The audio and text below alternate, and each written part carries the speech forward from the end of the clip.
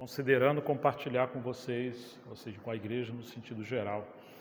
Nós vamos dar continuidade à primeira carta de Paulo aos Coríntios, onde estava falando da comunhão do Espírito Santo, ou chamada comunhão do seu Filho, e hoje nós vamos tocar em alguns aspectos práticos, se Deus quiser. Então vamos orar ao Senhor.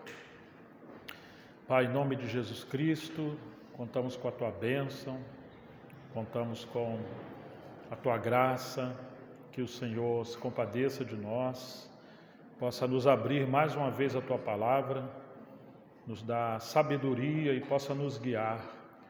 Queremos ser um povo avivado por Ti, por meio da Tua palavra, amadurecido, para que possamos progredir na fé, possamos desenvolver a nossa salvação e crescimento cristão por meio da graça, da obra do Senhor em nossas vidas, pela palavra.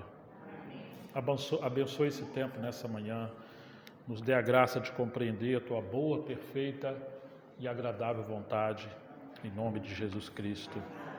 Amém.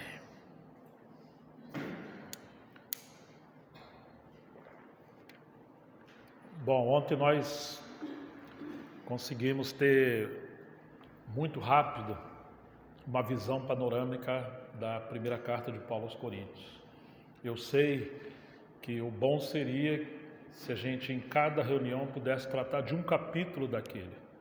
E se a gente fosse um pouco mais específico e pudéssemos garimpar mais as lições da palavra do Senhor, cada capítulo daquele poderia durar 2, 3, 4, 5 dias, 7 dias. Então teria uma temporada aí meio longa, né? Nós só fizemos como um voo de águia, olhando por cima e pincelamos algumas coisas importantes, lições daquela carta para o nosso tempo. Eles foram chamados à comunhão do seu Filho, Jesus Cristo, nosso Senhor, como nós vimos no capítulo 1, versículo 9, mas que infelizmente houve um desvio espiritual, e como ocorreram as divisões do capítulo 1 ao 4, nós temos as consequências do capítulo 5 em diante. Agora hoje nós vamos tocar ou procurar tocar nos bastidores. Por que que as coisas chegaram a esse ponto? Por que que a igreja de Corinto, sendo uma assembleia onde Paulo trabalhou 1 ano e 8 meses, 1 ano e 6 meses, 18 meses na verdade, e desenvolveu um trabalho tão extraordinário, porque uma vez ele quis sair de Corinto e o Senhor falou para ele: Paulo, fica aí, eu ainda tenho muito povo nessa cidade. E porque as coisas estavam declinando daquela maneira, de maneira que essa carta é uma carta corretiva. Ele vai falar na segunda carta aos Coríntios que Paulo escreveu com lágrimas. É diferente da carta aos Filipenses, que ele escreveu sorrindo. É a carta da alegria, a carta aos Filipenses. Ele fala: alegrai-vos no Senhor, outra vez vos digo, alegrai-vos. Mas ao que ele escreve aos Coríntios, ele escreveu com muitas lágrimas. Por quê? Porque ele estava corrigindo aqueles cristãos que estavam se desviando do propósito de Deus e haviam decaídos em heresias, em carnalidades, em pecados, em divisões, e etc, e etc. Agora nós precisamos considerar algo. Que lições podemos aprender em relação a como fazer um trabalho de prevenção, a como evitar que essa tragédia que aconteceu em Corinto também seja o problema do nosso tempo, especialmente onde nós congregamos. Como mencionei aos irmãos recentemente, você aprender com seus erros é inteligente, mas aprender com os erros dos outros é ser sábio. Você não precisa cometer os mesmos erros que outros estão cometendo para aprender as lições. Então Deus colocou essas cartas para nós como um espelho, que quando nós ouvimos a palavra do Senhor, quando a palavra de Deus está sendo exposta diante dos nossos olhos, é como um espelho, é uma luz que está resplandecendo e nós podemos ver a vontade do Senhor nas Escrituras e ver como nós estamos, né? Então vamos ao primeiro capítulo, capítulo 1 da carta de Paulo aos Coríntios, sua primeira carta. A exposição das tuas palavras dá luz e dá entendimento aos simples, né? Disse o salmista no Salmo 119, precisamos da exposição da palavra. Capítulo 1, versículo 4 em diante. Sempre dou graças ao meu Deus por vocês, por causa da graça de Deus que foi dada a vocês em Cristo Jesus, porque em tudo vocês foram enriquecidos nele, em toda a palavra, em todo conhecimento, assim como o testemunho de Cristo tem sido confirmado em vocês, de maneira que não lhes falta nenhum dom, enquanto aguardam a revelação de nosso Senhor Jesus Cristo. Olha bem como é que Paulo começa. Vocês foram enriquecidos em tudo, não falta dom, não falta palavra, não falta conhecimento.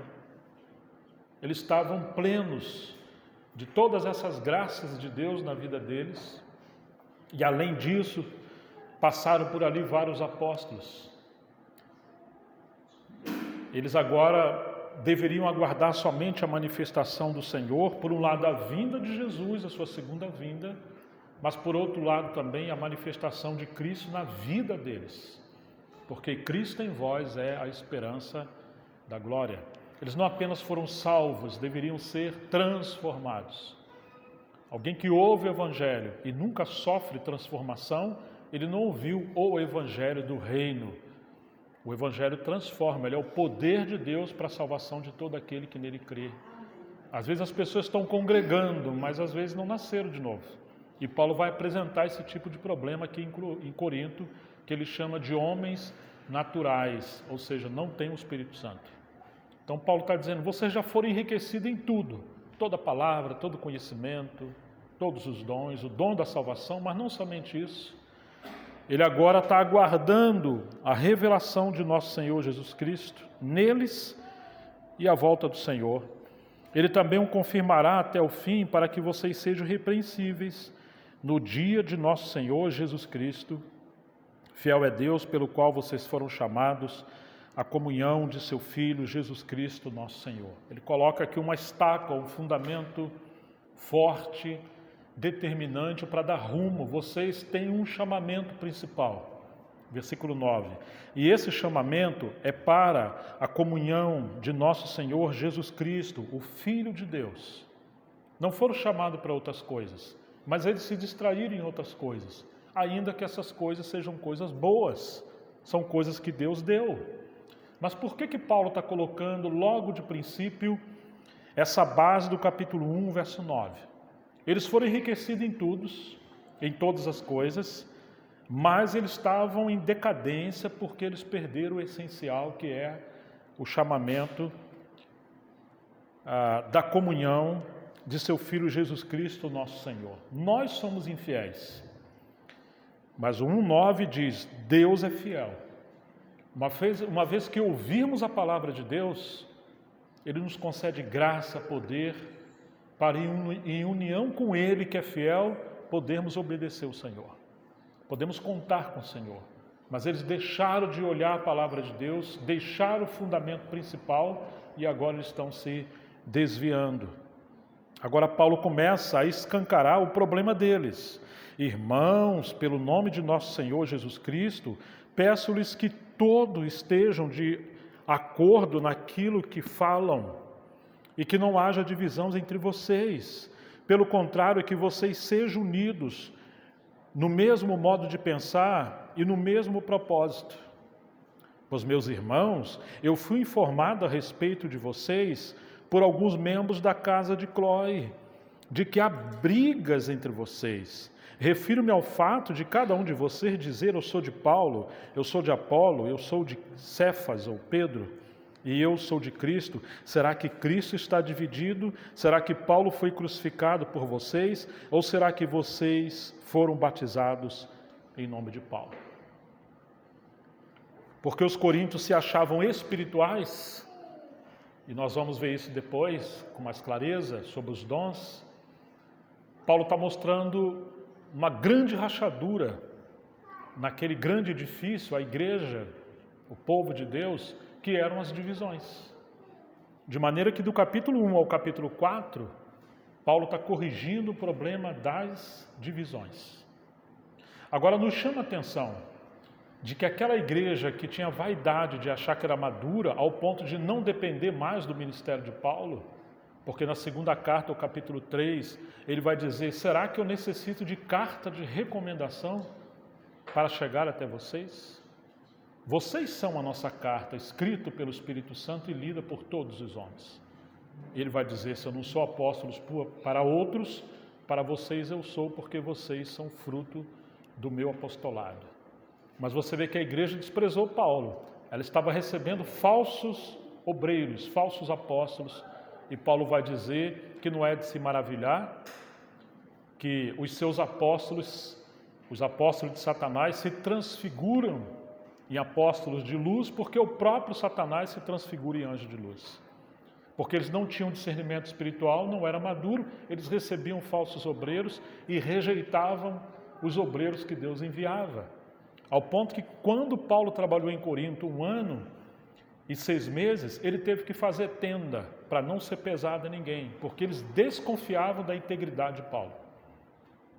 Paulo não deixou de ministrar o evangelho para eles. Mas a igreja em Filipos, que era uma igreja pobre, que eram os pobres da Macedônia, você vai encontrar isso no capítulo 4 da carta aos Filipenses, você vai encontrar que eles enviavam ofertas para Paulo. E quando Paulo recebia as contribuições que vinham da igreja em Filipos, então ele trabalhava mais livremente na igreja em Corinto. Isso mostra que a igreja em Corinto era uma igreja carnal, eram santos carnais. Então Paulo está dizendo: vocês acham que são maduros, mas todas essas evidências mostram que vocês são carnais. E a divisão era a primeira delas. Mas é interessante, quem informou a Paulo os problemas que estavam acontecendo na igreja em Corinto? Aqui está, no capítulo 1, versículo 11: pois, meus irmãos, eu fui informado a respeito de vocês por alguns membros da casa de Cloe. Quem é Cloe? Você já parou para meditar? Cloe era uma mulher, era uma irmã, e uma irmã de influência na igreja. Agora, a vergonha dos coríntios era tão grande, que quando Paulo procurou homens maduros naquela igreja, ele não encontrou. Mas encontrou uma mulher chamada Cloe, que a casa dela era uma casa ordenada, que tinha vínculo com Paulo, e Paulo é um obreiro, enquanto a igreja não tinha vínculo claro com Paulo, essa irmã tinha. Parece que a casa dela mantinha um vínculo de relacionamento, de provisão ministerial, de valorização do ministério de Paulo, e os homens ali estavam fazendo o quê? Vocês estão entendendo? Como ele começa a expor assim, as vísceras, os problemas, as raízes. Parece que ele abriu a cortina ali do palco. Vamos ver o que está lá atrás dos bastidores. Do palco para frente, espetáculo. Dons espirituais, exibicionismo, sabedoria. Ele chega a dizer no capítulo 1, porque os gregos buscam sabedoria e os judeus pedem sinais. Era isso que eles estavam procurando, especialmente a sabedoria. Mas nós pregamos a Cristo e este crucificado. E ele vai dizer que a mensagem da cruz era loucura para eles, mas para os que eram salvos ela era o poder de Deus. Então, quando ele começa a abrir, a descortinar os problemas da igreja em Corinto, o primeiro é a divisão. Mas quem formou não foram os homens. Mais ou menos como a gente faz hoje. Os homens só vão no médico quando estiver quase morrendo. Se depender de ir, é muito difícil. Tem que quase sequestrar ele, dar um sonífero, quando ele acordar ele está lá, né? Ainda mais para fazer exame de rotina. Aí é mais complicado ainda. Nós não falamos os problemas. No homem espiritual, sim. Por quê? Porque já não é uma questão pessoal, é uma questão de saúde espiritual da igreja. Ele procura conselheiros, ele procura comunhão, ele procura ministérios, ele procura andar juntos. Os homens espirituais se comportam assim, ou pelo menos deveriam se comportar assim. Então nós vemos nesse pano de fundo 2 ou 3 coisas, já de início, que mostram a origem dos problemas. Em primeiro lugar, eles se apartaram desse chamamento principal, que é o capítulo 1, verso 9. Eles se desviaram. Alguns preferiam Paulo, outros Apolo. É como que o inimigo conseguiu levar as expectativas deles a estar em torno de ministérios. Não que Paulo fez isso porque ele confessa que está crucificado. Ele não quer essa centralidade na vida dele. Mas porque eles eram carnais, então eles tinham preferência, eles brigavam por causa de ministério. Se fulano vem, o outro não pode vir. Vamos convidar aquele irmão, mas aquele outro lá nunca vamos convidar. Ele é de outra escola, não é da escola paulina. Os que queriam sabedoria, melhor convidar Paulo. Quantas cartas Pedro escreveu? Vocês lembram? 3? Olha aí, Miguel. Foram 3, irmãos? 3? Gente, 13. Vamos refazer. Quantas cartas Paulo escreveu? Paulo. 13 epístolas. Porque o livro de Hebreus não sabemos se é dele, então seriam 14. Tá certo? E Pedro escreveu quantas cartas?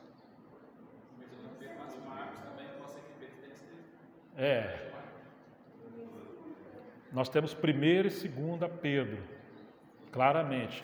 Quando você olha para quem está buscando conhecimento, é melhor Paulo. Claro que isso não diminui o ministério de Pedro, porque nessa época acho que as cartas de Pedro nem estavam claras ainda. Mas nós encontramos aquelas preferências, porque todos os servos de Deus são importantes. Cada um tem o seu lugar, a sua função. Os dons e ministérios são como ferramentas. Você tem lá a sua caixa de ferramentas, as mulheres têm os instrumentos na cozinha, você vai pegando conforme a necessidade, assim é o Espírito Santo. Ele usa os ministérios, ele usa os dons, conforme o que a igreja precisa para edificação. Mas eles queriam uma ferramenta só e desprezavam as outras. Então os diziam, nós somos de Paulo, eu sou de Pedro, outro de Apolo, e nós somos de Cristo sem os outros. Eles tinham divisões e partidos, porque de alguma forma o inimigo conseguiu colocar esses dons ou essas ferramentas, esses ministérios, no lugar de Cristo. Quando Cristo é o nosso centro, a base da nossa comunhão e companheirismo, nós não desprezamos ninguém. Nós valorizamos todos os irmãos, todas as contribuições, todos os dons, todos os ministérios e procuramos o equilíbrio para que o Espírito Santo possa coordenar esse serviço e haver edificação. Mas o que aconteceu em Corinto? Eles estavam brigando por causa dos dons. Então, do 1 ao 4, você tem divisões. Então, primeiro problema, abandonaram o chamamento principal, que é para a comunhão do Senhor. E acharam que foram chamados para os dons e para outras coisas. Segundo lugar, eles se dividiram. E continuavam achando que está tudo bem. Terceiro lugar, onde estão os homens? É a família de uma irmã que vai falar isso com Paulo. Parece, quando você lê toda a carta, que as mulheres tinham muito mais influência na igreja em Corinto, muito mais ativas do que os homens. E nós já vamos falar um pouquinho sobre isso, que ele exorta os homens. Aí chegamos no capítulo 5 em diante, você tem os pecados morais. Um jovem que estava tendo um caso de imoralidade sexual com a madrasta, e Paulo fala, vocês não têm vergonha disso? Como é que vocês querem estar aí se orgulhando de dons e tudo, espiritualidade, e vocês não estão vendo essa vergonha que está acontecendo na igreja? Ou seja, não havia disciplina moral. Capítulo 5 e capítulo 6. Ele fala que não havia disciplina moral, e esse jovem deveria ser corrigido e cortado da comunhão. Ele deveria ser excluído da comunhão. Claro que Paulo queria que ele fosse recuperado. A disciplina é para salvar a vida. Mas para salvar você precisa aplicar a correção. Eles não tinham disciplina moral, ou seja, na igreja estava acontecendo muitos tipos de pecados, a igreja estava misturada com o mundo, e Paulo diz, entregue esse varão a Satanás. Capítulo 5. Por quê? Porque Satanás estava dentro da igreja. Mas como Satanás está dentro da igreja? Por meio de pessoas praticando pecados voluntários, e a igreja não julgava aquela causa. Paulo fala a Timóteo que nós somos vasos, né? Vasos de barro, e há vasos de ouro. Mas nós somos vasos, também aos Coríntios ele vai dizer, na segunda carta, somos vasos para conter o tesouro que é Cristo. Agora imagine, nós somos um vaso para conter o tesouro que é Cristo. O que o inimigo faz? Vai lançando lixo. Sabe aquela lixeira que você põe embaixo da pia ou em cima da pia, com um saquinho plástico? Você vai pondo o lixo ali, quando encheu você pega o saquinho, dá um nó e joga fora. Assim tem que ser com o pecado. O inimigo lança, a nossa carne também, ela cede às vezes, ela está inclinada aos pecados. Você tem que jogar isso fora. Tem que confessar os pecados, o sangue do Senhor Jesus nos purifica de todo pecado e voltamos à comunhão. Agora, se o pecado vai ficando, vai sendo alimentado. Na nossa região, o lixeiro passa na rua, um caminhão de lixo, e pega as latas de lixo e vira assim dentro do caminhão e a lata fica. Mas quando aquele lixo já está há muito tempo na lata, o lixo e a lata se tornam uma coisa só. Está cheio de bicho ali. Sabe o que esses lixeiros fazem? Eles jogam a lata com lixo tudo, eles já não separam, porque a lata já é um lixo. Estão entendendo? É isso que Paulo está dizendo. Nós não queremos que ninguém seja excluído da comunhão. Mas se a pessoa está adulterando, ela está pecando, ela está cultivando um pecado de estimação, voluntariamente, ela não se dá conta e ainda está congregando, tomando a ceia, e ainda quer servir na igreja, vocês precisam de correção. A igreja precisa ter uma liderança forte, que pastoreie o rebanho. Procure recuperar essas pessoas, procure apacentar essas pessoas com a palavra para não ter problemas. Quantas crises no casamento, quantas crises na adolescência, quantas crises entre os jovens. Nós estamos debaixo de uma guerra, mas muitos problemas nós temos porque falta o posicionamento dos homens na igreja com o ministério. Porque eles evidenciavam os dons espirituais e anulavam as escrituras e o ministério dos homens, então as crianças estavam se multiplicando, ou seja, aqueles que não eram maduros. E aí nós temos os pecados. Você tirou a palavra, o inimigo entra. Quebrou a comunhão, perde o poder espiritual. Paulo está dizendo que tem que ter disciplina. Então você vai ter que pegar esse vaso que está unido com o pecado, vai ter que jogar no lixo. Mas tente recuperar ele depois. Vai ter que ir para o mundo. É isso que Paulo está corrigindo. E aí você tem o capítulo 7 sobre casamento, os problemas que tinham ali. Os problemas eram tão grandes que Paulo fala, gente, cada um permaneça da forma em que foi chamado. Concernente às coisas que me escreveram, é melhor que o homem não tocasse mulher, se ele quer só servir o Senhor.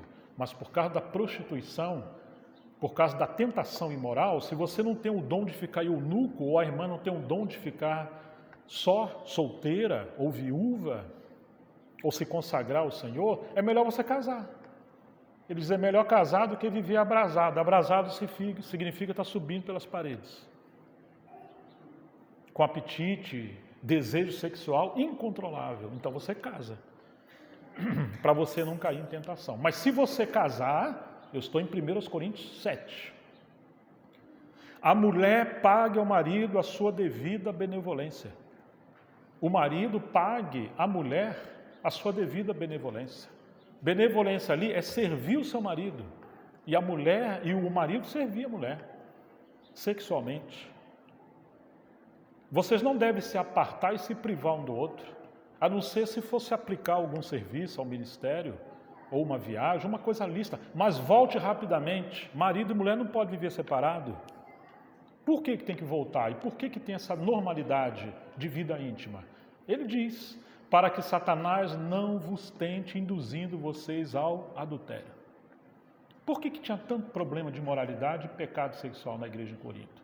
As jovens ou jovens estavam sendo seduzidas pelo mundo. Que vergonha!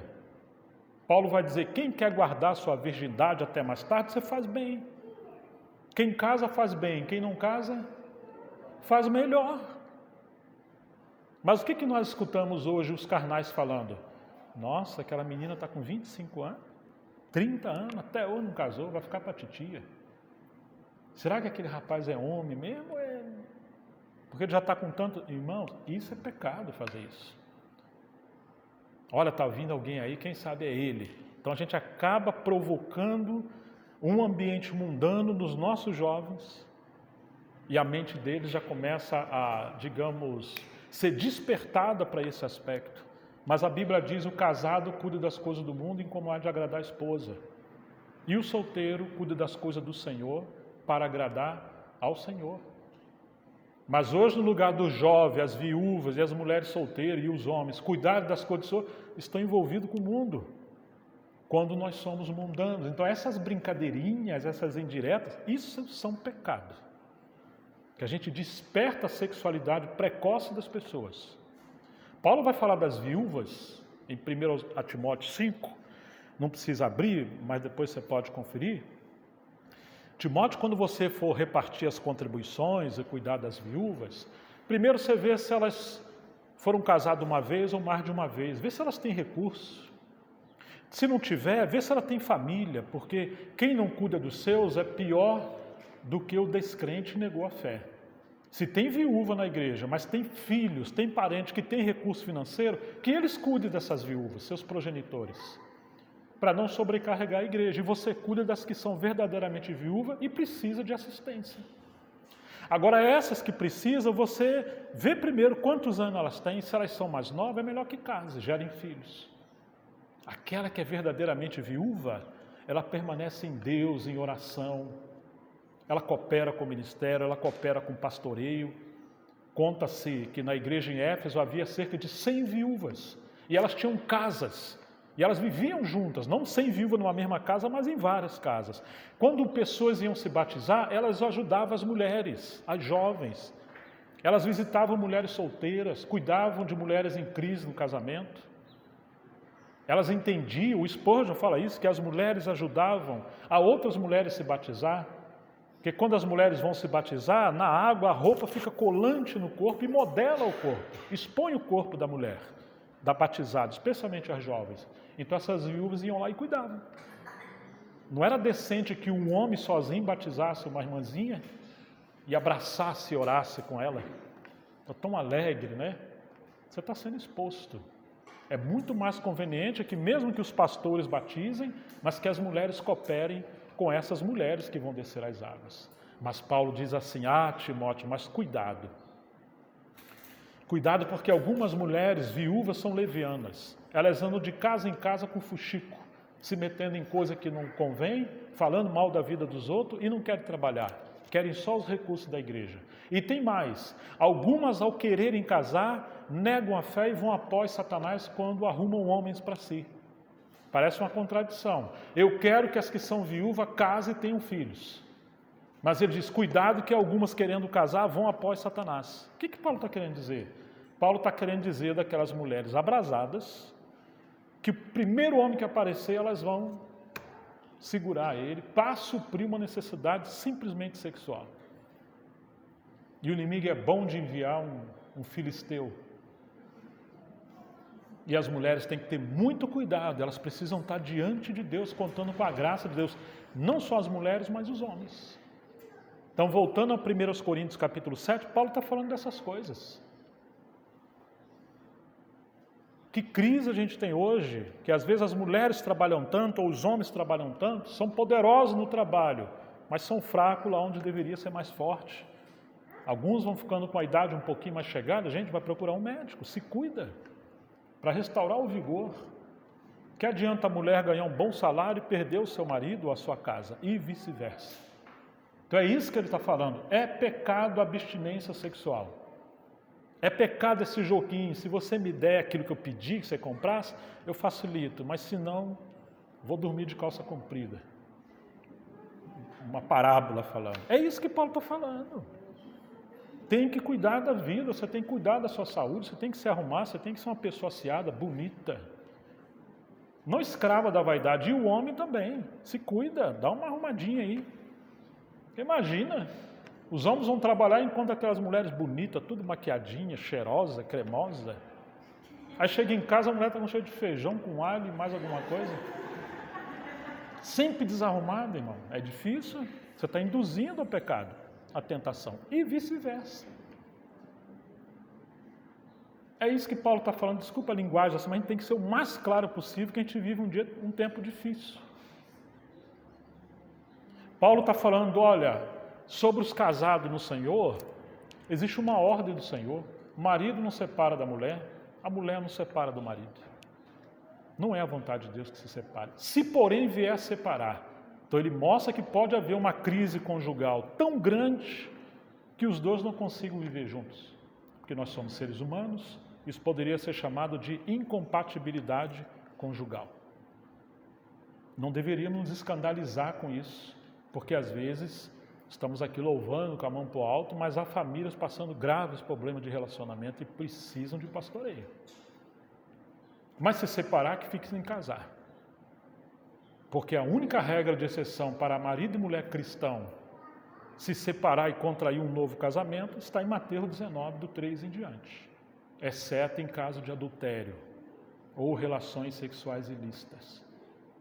Se você casou conscientemente, agora você vai ter que levar esse casamento diante de Deus.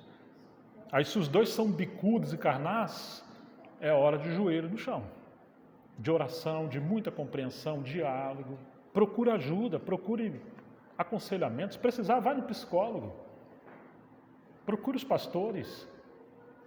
Mas faça de tudo para você salvar o seu casamento. Exceto se for impossível, isso é uma coisa que vai ter que lidar diante de Deus. Mas vai ter que tomar a cruz. Por isso que ele fala, quem casa faz bem, quem não casa faz melhor. Eu queria poupar vocês. Mas vocês quiseram casar, foi isso que Paulo falou. Né? Agora, se um casal descrente, alguém creu e o outro não creu, você larga a mulher ou a mulher larga o marido? Não, não manda ele embora, não. Mas às vezes queremos ser tão espiritual que queremos mandar o cônjuge embora. Falou, não manda. A palavra fala para você não mandar o seu marido embora. Depois você vai ficar chorando. Espera. Ore. A menos se o marido é alguém agressivo, te bateu, é um marido ausente. Aí existem algumas outras considerações que precisamos considerar à luz da palavra de Deus e cuidar da irmã e do irmão. Porque tem mulher que é mais braba que o homem, né? Dizem que as mulheres do norte são mais bravas, eu não sei.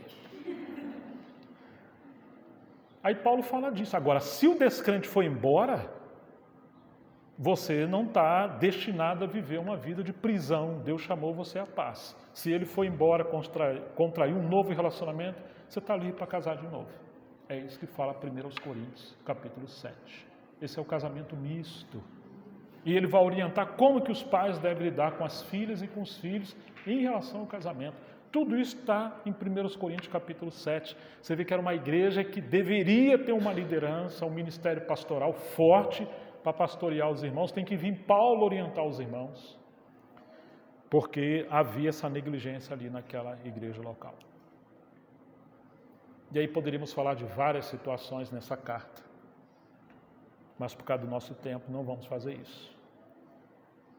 Mas como a gente está identificando problemas nos bastidores, para nos livrarmos ou evitarmos esses problemas também nas nossas igrejas locais, então vamos pontuar essas coisas. Primeiro, abandonaram o chamamento principal, que é capítulo 1, verso 9. O segundo, a divisão. Terceiro, os pecados morais. Mas quem foi a casa de Cloe? Então nós temos aí uma mulher. Isso significa que os homens estavam para trás e as mulheres estavam mais à frente. Estão entendendo, irmãos? Poderíamos enumerar que uma das crises da igreja em Corinto era a falta de masculinidade, de hombridade, de homens. De homens que se posicionassem como homens. Onde estavam os homens da igreja em Corinto? Birrinha um com o outro. Competição. Divididos. Isso é muito grave. Porque os maiores problemas que temos nas igrejas locais não são com os novos convertidos, nem com as irmãs, ainda que há uma coisa ou outra, mas são coisas pontuais. Não é que a igreja toda, no sentido genérico, quase sempre são com os homens mais velhos. Eu digo os problemas mais graves, que geram mais danos.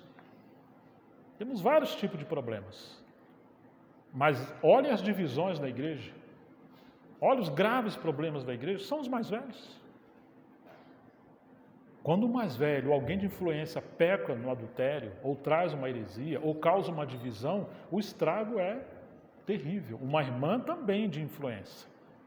Então nós temos esse grave problema que é a ausência dos homens maduros na igreja de Corinto. Vamos voltar a identificar mais um problema? Na verdade é o mesmo problema. Mas vamos ver 3 classes de pessoas que influenciavam a igreja em Corinto. Capítulo 2. 1 Coríntios, capítulo 2, versículo 14. Ora, o homem natural não aceita as coisas do Espírito de Deus, porque eles são loucura, e ela não pode entendê-las, esse homem não pode entendê-las, porque elas se discernem espiritualmente. Primeira classe de pessoa, o homem natural. 3 classes de pessoas que influenciavam a igreja em Corinto. Primeira, o homem natural. O que é o homem natural? É alguém que, por mais que ele seja filho dos pastores, por mais que seja alguém que tenha dinheiro e oferte na igreja, por mais que ele seja alguém da sociedade, ou é um conhecido, é alguém que canta bem, que toca bem, mas não nasceu de novo. Ele é uma pessoa natural, ele não tem o Espírito Santo. E ele sempre vai trazer problema na igreja, porque ele tem uma opinião forte, acha que pode dar opinião ou querer dirigir algumas coisas, porque ele tem alguma influência, mas ele não nasceu de novo. O inferno está cheio de gente assim, 30 anos na igreja, mas nunca se arrependeu e nasceu de novo. Ele manda na vida dele, ele está cheio de opinião, ele não aceita ser apacentado e ele gera problema na igreja. Alguém que diz que conheceu o Evangelho e não sofreu transformação, não tem arrependimento, não tem luta contra o pecado, ele não nasceu de novo. Mas ele está ali, até a ceia ele está tomando para condenação. Então o homem natural é o primeiro problema, dentre essas 3 classes de pessoas. Em segundo lugar, versículo 15. Porém o homem espiritual, ele discerne bem todas as coisas, mas ele mesmo não é discernido por ninguém. Então isso aqui já é uma influência positiva. É o homem que conhece o Senhor, conhece a palavra e discerne as coisas espirituais. O problema é que quando ele vai ajudar as pessoas acham que ele é carnal, que ele é que está trazendo o problema. Então essa é a situação do homem espiritual. Em terceiro lugar, capítulo 3, verso 1. Eu, porém, irmãos, não pude falar a vocês como a pessoas espirituais, e sim como a carnais, como a crianças em Cristo. Eu os dei leite para beber, não pude alimentá-los com comida sólida, porque vocês ainda não podiam suportar, nem ainda agora podem, porque vocês ainda são carnais. A terceira classe são cristãos carnais. O que são cristãos carnais? Eles não são guiados pelo Espírito Santo, eles são guiados pela sua carne. O que é carne aqui? Mente, vontade e emoção. Como aquele dia do verão, tempo instável, sujeito a chuva e trovoada. Uma hora ele te ama, outra hora ele te odeia. Uma hora ele chora, oh meu Deus, está quase sendo arrebatado. Outro dia ele está chateado. Um dia ele ama as pessoas, outro dia não quer ver ninguém. Uma hora ele concorda com o que ele ouviu, depois ele mesmo discorda. Ele é do contra. Se ele for ser exortado, então, aí acabou. Ele não quer nem mais voltar mais, demora um tempo. O cristão carnal é aquele que ele é traído pelas suas emoções, ele é traído pelas suas sensações, ele não é encabeçado por Cristo e nem pela palavra.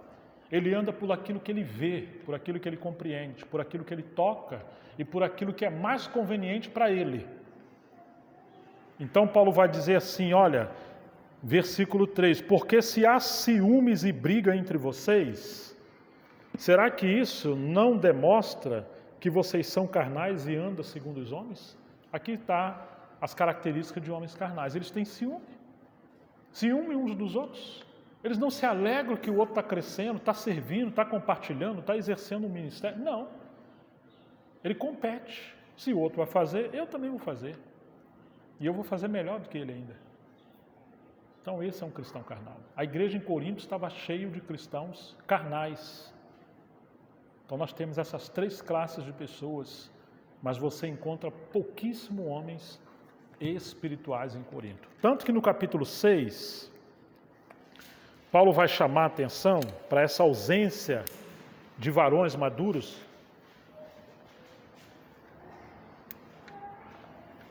Quando algum de vocês tem uma questão contra outro, como se atreve a submeter isso a juízo diante dos injustos e não diante dos santos?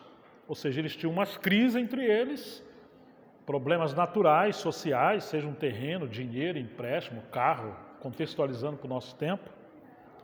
No vez de acertar isso diante deles, eles levavam para o juízo, para o tribunal humano.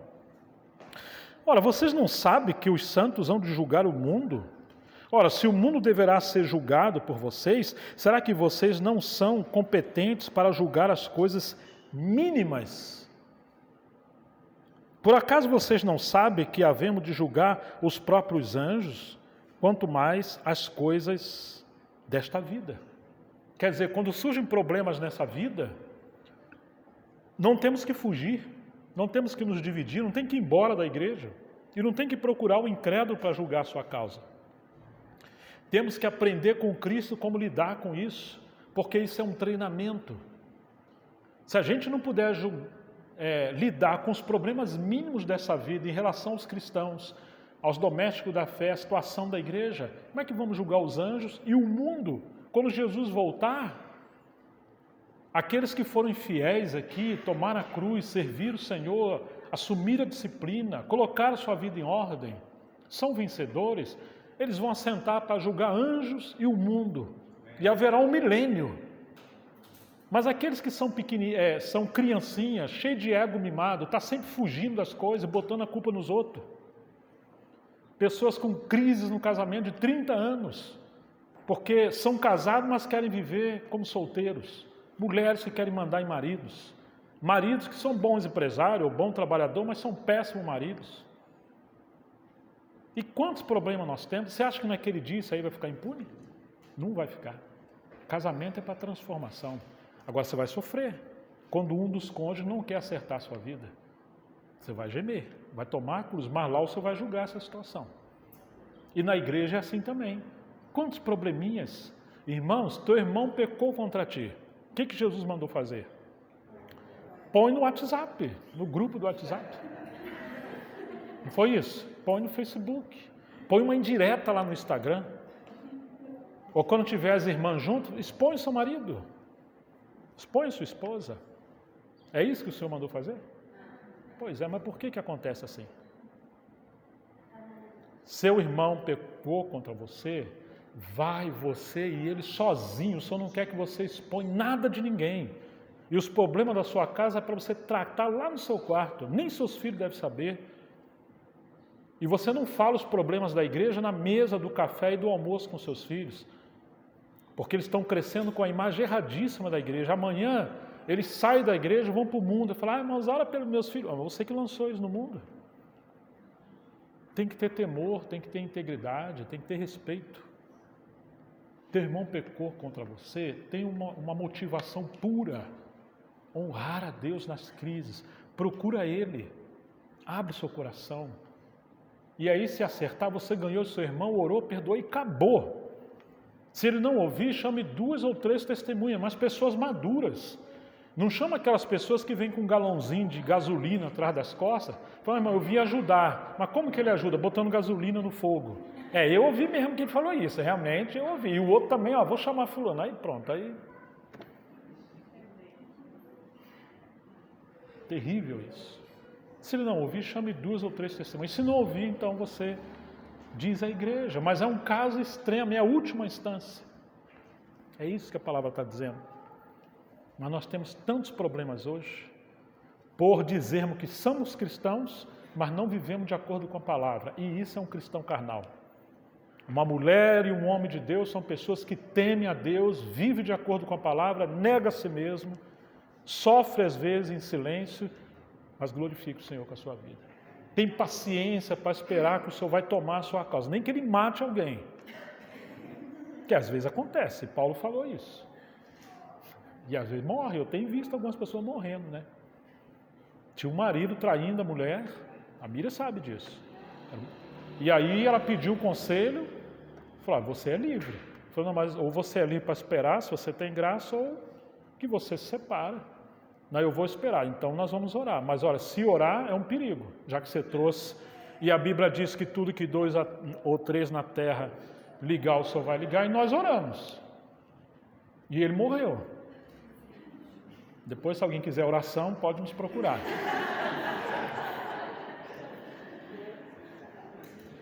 Ele morreu. Morreu no motel, traindo a esposa. E ele teve um infarto fulminante e foi uma vergonha. Porque ele teve oportunidade. Mas não foi só ele que morreu, não. No Rio de Janeiro, uma irmã falava mal do marido, falava mal dos presbíteros, dos pastores. Sempre. Sabe o que aconteceu? Ela deu câncer na língua. E a língua foi saindo. No Rio não, o negócio sério. A língua foi saindo para fora, aquele cheiro horroroso. Orar, ungir, interceder, morreu. A Bíblia chama isso de pecado para a morte.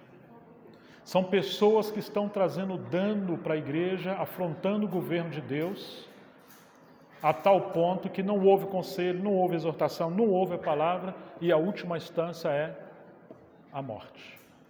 Ou vocês não leram 1 Coríntios capítulo 11? Por causa disso há entre vós fracos, que mais? Doentes e alguns que morreram. Dormir ali não é dormir na rede descansando depois do almoço, não, viu? Morreu. Por que morreu? Pecado para a morte. Porque estavam vivendo na igreja, lá em Corinto, de qualquer maneira e tomando a ceia. Então, cuidado como é que você lida com o seu casamento, com o seu esposo, marido com mulher, com os filhos, com a igreja, com a liderança. Não vai de qualquer maneira, não. Sai barato, não. O Senhor está vendo. Precisa ter temor no povo de Deus. Às vezes é bom morrer vários, para ver se cai temor na igreja, porque a coisa está muito fácil, está muito solta. Eu, às vezes, gostaria que morresse uma turma.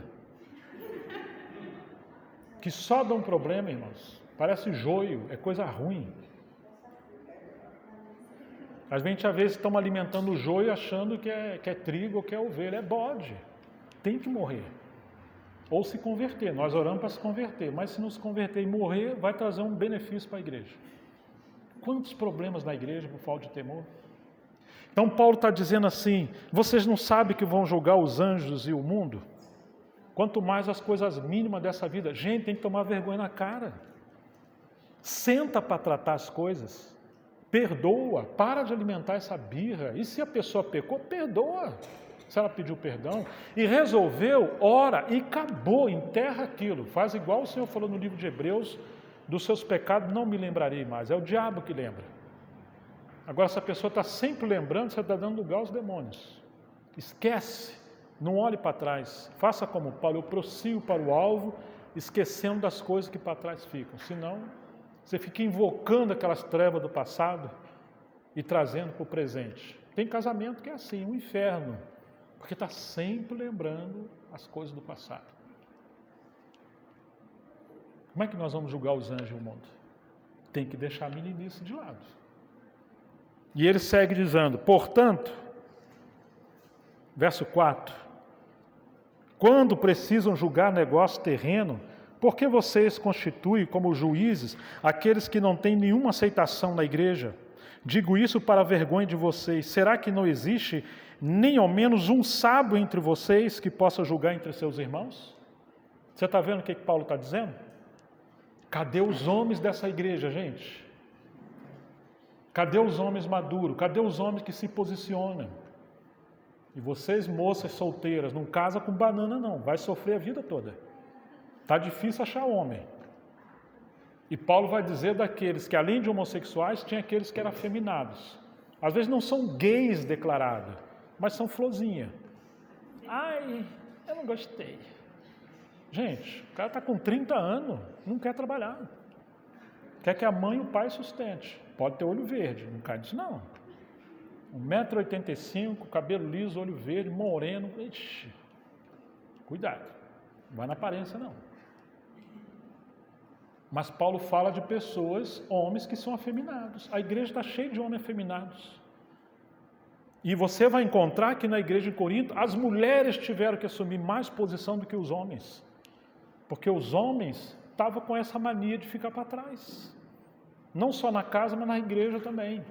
E quando uma igreja tem ausência de homens que assuma a responsabilidade, aí nós temos todos esses problemas e a carga cai para as mulheres. Temos mulheres que, dentro da sua casa, se tirar a mão, a casa cai, e por isso essa pseudo-profissão, maridos de aluguel, você já ouviu falar? Aqui não tem isso não, tem? Então, que às vezes o cabra não sabe trocar um chuveiro. Sabe tudo de política, de futebol, de carro, de tudo, mas não sabe trocar um chuveiro, não sabe arrumar uma pia, não sabe nada. Aí se você tem sempre um cara morenão lá, indo na sua casa, troca um gás, troca um chuveiro, arruma uma porta, é perigoso a mulher trocar de marido. E às vezes acontece. Cadê os homens? Bem, o homem tem que ter caixa de ferramenta em casa. Mas é verdade. Hoje tem mais mulher fazendo as coisas que os homens. Você está fazendo propaganda para uma loja de vender ferramenta. Dá o dízimo depois, viu? Dá o dízimo. Oferta, viu? Hã? É porque agora que eu vi que tem alguém que é dono de uma casa de ferramenta, uma loja, né? Mas é sério isso, irmãos. É claro que você tem um problema, às vezes, na sua casa, na sua empresa, que é melhor você contratar um profissional. É um problema pontual, que você vai gastar o dia ou dois, não vai resolver, e vai perder dinheiro. Vai ter que fiscalizar logo, né? Tem que fiscalizar. Fica ali, não deixa a esposa sozinha, não. Então, irmãos, muita gente afeminada. É a mulher que lidera a casa. E pior, na igreja também. Porque aí Paulo vai dizer, ele vai chamar a atenção, capítulo 16, versículo 13. Que ele vai dizer o seguinte, eu vou ler a versão NVI, capítulo 16, versículo 13, porque ela traz um sentido mais claro.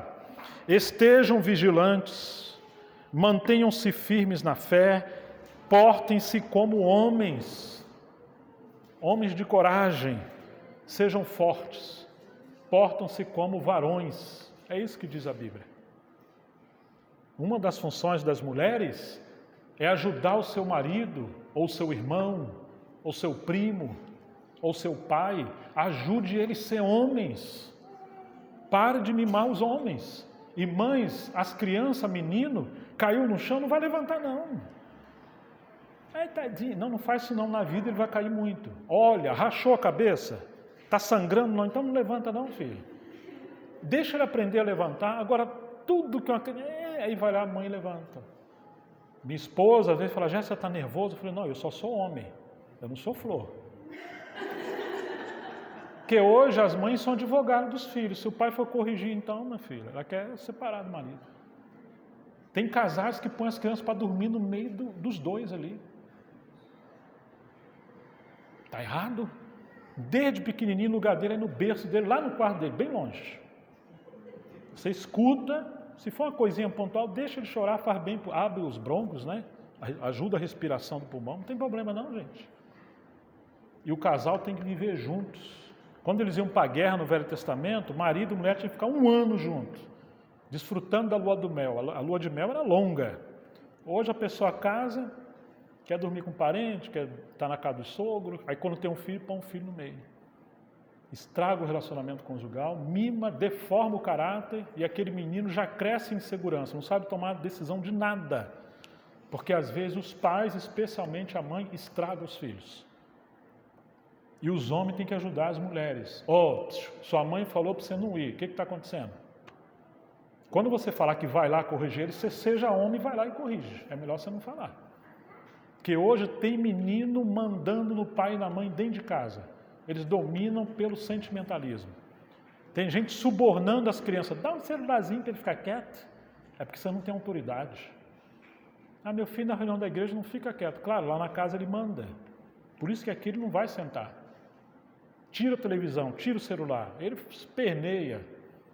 Então você terceiriza a sua responsabilidade. Esse é um problema grave hoje do nosso tempo, problema de crise na família, na educação dos filhos. Paulo está dizendo, portai-vos como homens. Onde estão os homens?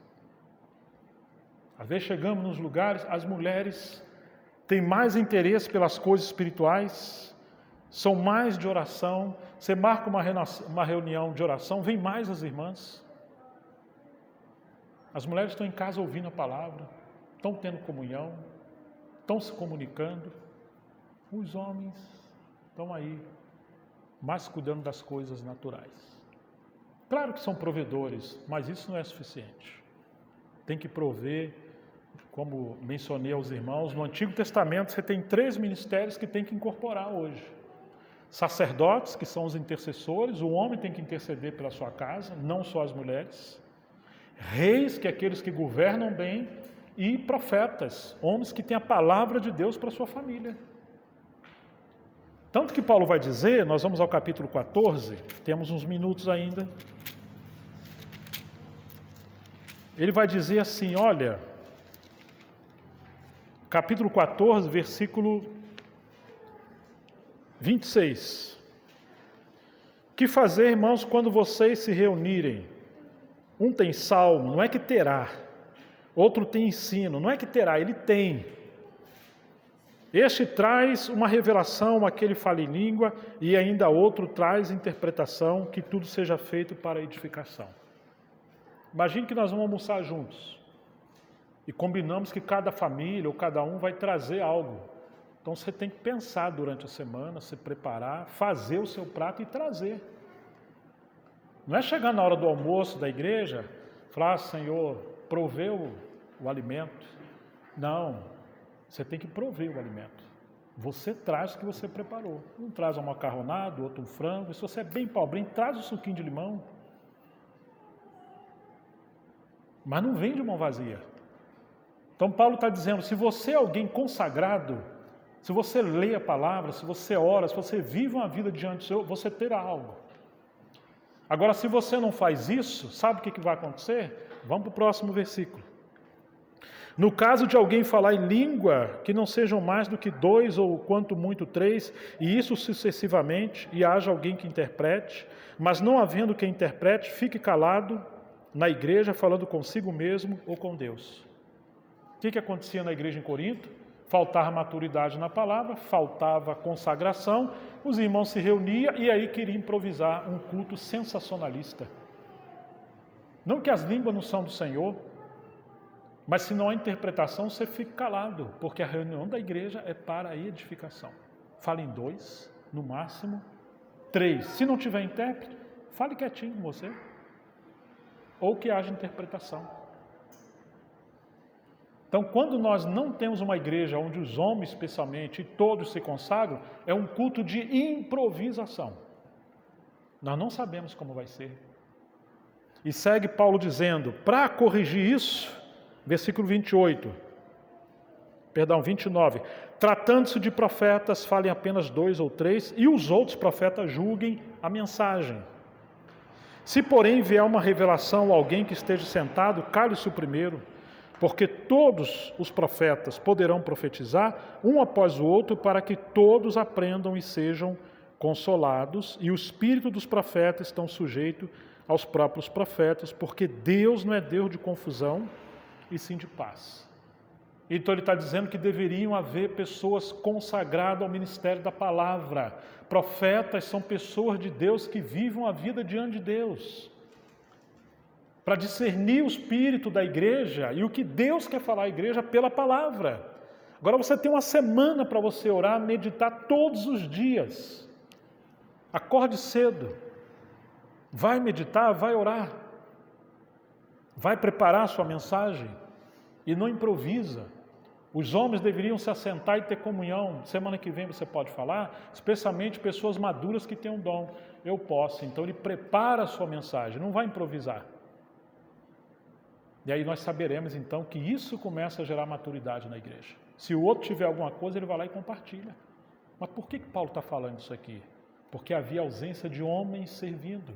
E mesmo que hajam homens, tem que haver uma liderança madura e espiritual. Como em todas as igrejas dos santos, verso 33 por 34, que as mulheres, o grego diz, as suas mulheres se conservem caladas nas igrejas, porque não lhes é permitido falar, mas estejam submissas, como também a lei o determina. Se, porém, querem aprender alguma coisa, perguntem em casa ao seu próprio marido, porque para a mulher é vergonhoso falar na igreja.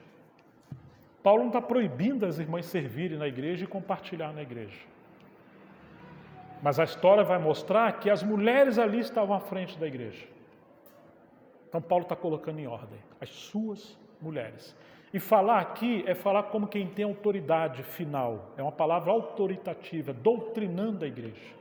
Ela não está compartilhando o que os homens ou os mestres já compartilharam. Então ele fala, você quer saber alguma coisa? Pergunte, no lugar de você falar aqui, vai perguntar lá na sua casa ao seu marido. Nem a Paulo, nem a um outro obreiro. Por quê? Porque ele quer que o marido assuma a responsabilidade. Eu preciso estar diante de Deus para que, assim como Cristo alimenta a igreja, eu preciso alimentar minha esposa. Isso não é machismo. Isso é restauração dos papéis. Mas hoje o que tem que acontecer? A mulher tem que mandar uma mensagem para o irmão lá em outro lugar, ler um livro, aí fica na internet ouvindo um bocado de coisa, porque dentro de casa não tem um homem consagrado. Se numa reunião como essa ficou dúvida, pergunte em casa do seu marido. Você provoca o seu marido a estudar a palavra. Ouve a palavra. Agora, se não entendeu claramente, ele então pergunta ao servo do Senhor que ministrou. É uma maneira de vocês ajudarem, mulheres, os homens ser homens. Meu bem, muito tempo na televisão. Meu bem, está trabalhando demais. Meu amor, e aí, meu amor? Já leu aquele livro? Já leu aquele assunto? Eu, quando vou ministrar numa igreja que me convida com bastante antecedência e tenho clareza de qual vai ser o assunto, eu falo, irmãos, por favor, leiam pelo menos 5 vezes esse livro. Carta aos Efésios é pequenininha, Filipenses é pequenininho, Filemão pode ler 10 vezes. Alguns livros pequenos, 10 vezes, você tem 6 meses para ler 10 vezes. Conforme eu leio 20. Agora, dura coisa você chegar numa igreja para ministrar, você se preparou há 6 meses, os irmãos investiram as passagens, contribuem financeiramente para aqueles que ministram, aí você chega aqui, os irmãos estão sentados assim, parece que está dormindo. Há vontade de dar uma sapatada. Eles não leram, você está falando a palavra, você não sabe nem para onde você está indo. A cabeça dele está em outro lugar. As mulheres têm que ajudar os maridos a ser homem. Não é que as mulheres não devam compartilhar, mas elas não devem exercitar a função de um líder da igreja local. Percebe a diferença? Ele não está anulando as mulheres. Ele está colocando em ordem para que os homens assumam responsabilidade espiritual. Eu liberei uma série chamada A Importância das Mulheres na Obra de Deus. A importância das mulheres no ministério de Jesus, falo de várias mulheres que andaram e serviram Jesus no ministério. A importância das mulheres no ministério de Paulo, e são várias mulheres da palavra também. A importância das mulheres na história da igreja. E algumas mulheres nós convidamos para falar da biografia de outras mulheres. Isso está em nosso canal chamado No Senhor, lá no YouTube. E temos também um canal no Telegram, que nessas viagens eu estou postando os áudios lá. Gerson Lima Oficial, desculpe ser meu nome, mas minha intenção é servir. Está lavando roupa, está dirigindo, não importa, escute a palavra, medite na palavra, coma, não perca tempo, não dá lugar ao inimigo. Mas as mulheres ajudam os seus maridos a serem homens, homens de verdade que hoje está quase entrando em extinção. E vocês que têm filhos, trabalhe firme com filhos. Ame seus filhos, mas põe para trabalhar cedo. Acordou, arruma a cama. Tomou banho, passa um rodozinho aí no banheiro. Sua toalha, sua roupa. Lava o seu prato. Dá serviço. Se você fizer tudo, você vai estragar esse menino. E amanhã, quando casar, talvez a esposa vire uma escrava dele. Tem que formar o caráter, né? Seja mamãe. Tem que formar o caráter. A gente precisa de homens hoje na igreja. Está entrando em extinção. É um tempo difícil. Então, queridos, esses são problemas da igreja em Corinto. E eu termino aqui. Vamos voltar lá ao capítulo 12. Sobre os dons espirituais. Versículo 31. Entretanto, procurem com zelo os melhores dons. Agora Paulo está falando, procure as melhores ferramentas que vão ser mais úteis na igreja. Procurem. Capítulo 14. Sigam o amor e procurem com zelo os dons espirituais. Procure os dons. Principalmente o de profetizar, ou de ministrar a palavra, de trazer uma revelação da parte do Senhor. Pois quem fala em línguas não fala para as pessoas, mas fala para Deus, ninguém o entende. Pois por meio do Espírito fala mistério, mas o que profetiza fala para as pessoas, para edificar, exortar e consolar. O que fala em língua a si mesmo edifica, mas o que profetiza edifica a igreja. Eu quero que vocês todos falem línguas, mas muito mais que profetizem, pois quem profetiza é superior ao que fala em línguas, a não ser que as interprete para que a igreja receba edificação. Procure os dons, procure estudar, procure crescer, procure servir. Comece abrindo uma reunião, nem que seja 2 minutos. Irmãos, vamos abrir o versículo tal, um versículozinho, gente, não é possível. E ali você lê, fala algo pequenininho e ore, pronto, acabou. Ganhou segurança, daqui a pouco você lê 2 versículos. E os irmãos que são mais velhos, encorajam os homens. Tenha reunião da palavra ou de mutualidade, depois você dá um bom tempo. Fala, nós vamos compartilhar todos nós aqui um pouquinho, especialmente os homens. O que cada um aprendeu hoje? O que você ganhou? Nem que seja 1 minuto. Fulano, começando com você. O que você aprendeu hoje? Fala, cabra. O que você ganhou hoje? Desembucha. Seja homem, rapaz. E aí eles vão compartilhando devagarzinho. Vem para a reunião, traz um caderno e uma caneta, anote, procure os melhores dons. Versículo 12 do capítulo 14.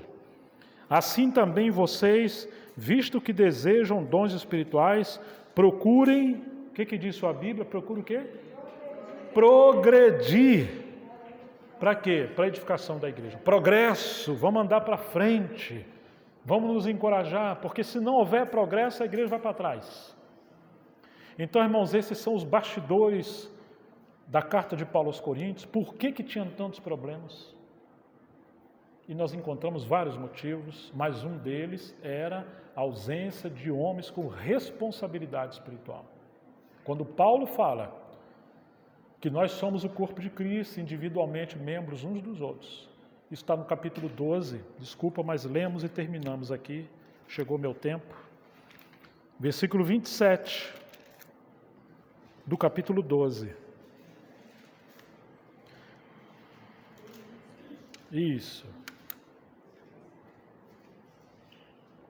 Ora, vocês são o corpo de Cristo e individualmente membros desse corpo. A uns Deus estabeleceu na igreja primeiramente apóstolos, em segundo lugar profetas, em terceiro lugar mestres, depois operadores de milagres, depois, e ele vai falar depois. Por que essa hierarquia? Eu falei sobre isso ontem. Porque ele está falando da prioridade do ministério da palavra. Uma igreja sem ministério da palavra está fadada ao fracasso, à heresia, ao misticismo, aos enganos, aos pecados. Ela está desprotegida e desnutrida. Por isso que precisamos nos encorajar, especialmente os homens, as mulheres também. Mas graças a Deus pelas mulheres, tenho visto muitas mulheres consagradas servindo e ai de nós sem elas. É melhor ter uma Débora servindo do que o povo de Israel se perder. Tivemos muitas mulheres servindo na Bíblia e na história da igreja. É uma bênção isso, que Deus continue usando as mulheres aqui. Mas se isso é uma ausência de homens, aí vocês têm um problema. Devemos trabalhar para recuperar esse serviço dos varões na igreja. Amém? Irmão, isso é para o bem da igreja, é para o nosso bem. Temos que investir nisso. E eu vou partir lá para o final, onde ele vai dizer,